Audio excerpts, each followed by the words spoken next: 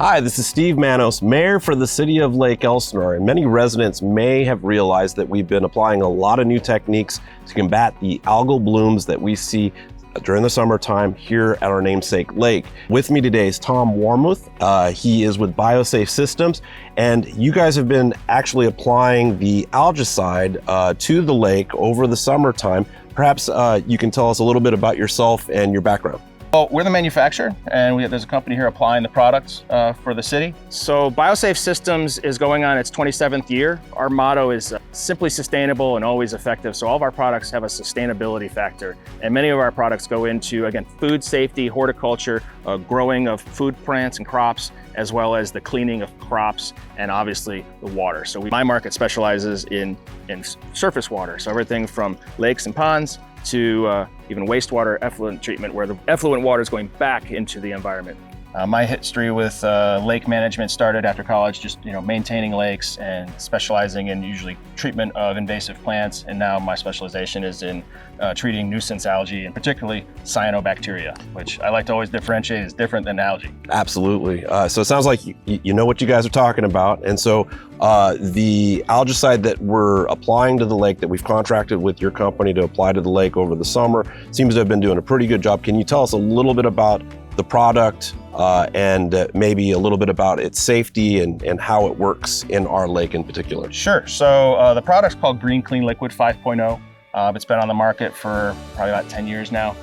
It's a peroxygen chemistry. The product is actually comprised of three very simple ingredients, and that is water, hydrogen peroxide, and acetic acid. And acetic acid is also known as vinegar. But this is started off with a pure form of acetic acid called glacial acetic acid. And if you do happen to see the people out spraying or smell the product, it's going to smell like vinegar.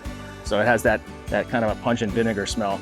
With the application rates we're using here, and most applications for this product is specifically targeting cyanobacteria, or also known as blue-green algae. And that's what the problems on the lake are concerning, is the cyanobacteria, the odors they can cause, and potential toxins that are released.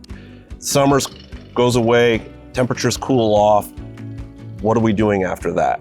So as the temperature cools down, and you may notice in the wintertime, this lake probably looks better. And a lot of these species of the cyanobacteria essentially go dormant, and they'll sink to the bottom and they'll just overwinter down there.